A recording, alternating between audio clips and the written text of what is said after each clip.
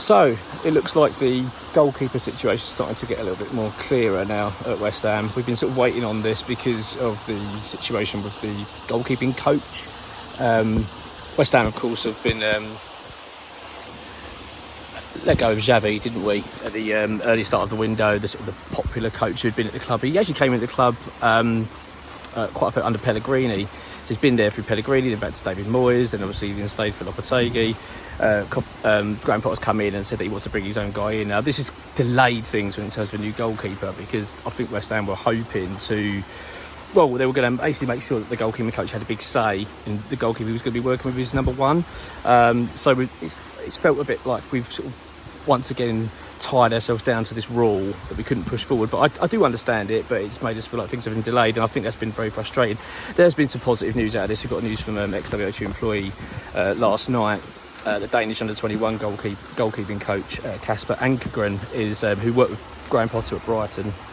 He's now rumoured to be, said to be coming to the club, and it should be confirmed soon. So that's big news, really, because it just feels like at last we're seeing a little bit of movement. You know, I know we've all been a bit frustrated with the fact things have been a bit slow.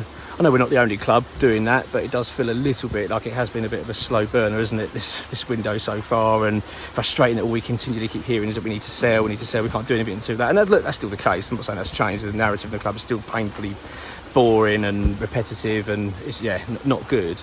But that being said, it is there's a little bit of positivity now, isn't there? So Casper Ankergren is said to be now going to be coming in as our goalkeeping coach, and this has then led to Mads Hermansson, who's the goalkeeper at Leicester.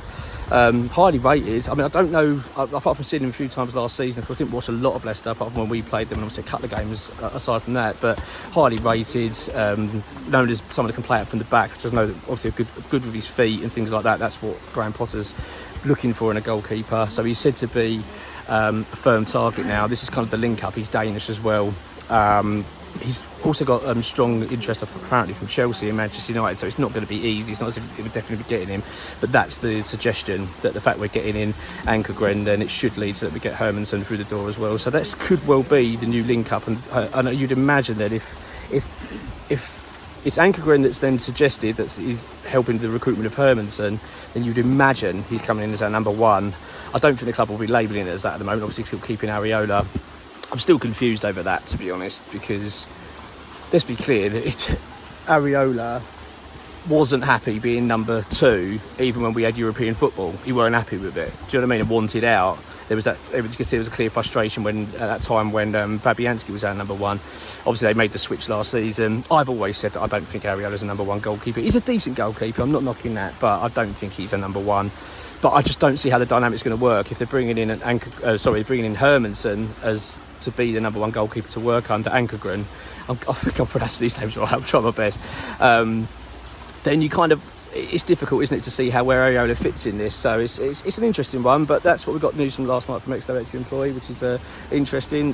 Richard Coney of Wycombe is still a target as far as we understand it, but £12 million valuation Wycombe have put on him, and it's just too much at the moment. So at the moment things have stalled apparently bringing him in, but we're looking at bringing in, I think, him and another striker, Coney being one, striker being the other. Obviously Antonio is likely to go. I don't think West Ham are going to move on that, what we've offered him so far. There has been suggestion maybe we'll revisit it, but I don't see it happening, to be honest with you. Obviously Antonio he played for Jamaica, which is pretty amazing really, considering the fact he was only climbing out of a car wreck a few months ago. But it's fair play to him. But the striker situation is that we're still looking at Coney, but the £12 million valuation is too much for us at the moment. We just don't think it's worth that at this stage. But there's a lot of there are bags of potential with him apparently, so that's what the club are looking at. So we may revisit it. It might be something we bring in. Also, we heard as well James McAtee is still a target, Man City, for the midfield. But I'm not sure on that one yet how far that's progressed, but apparently he's still a target, and we're still looking at him and maybe bringing him in. So there's a few bits of other bits of transfer news I'll come back to. I'll bring a bit more through videos on that as the week progresses. But at the moment the big news is looks like the goalkeeping coach sorted. Casper Ankergren likely to be coming in from leaving his role as Danish under-21 goalkeeper to be at West Ham, and that then brings in Leicester keeper Mads Hermansson. So pretty good news, I think. Last some a bit of movement, but have a good one. I'll catch you soon. Come on, you ones.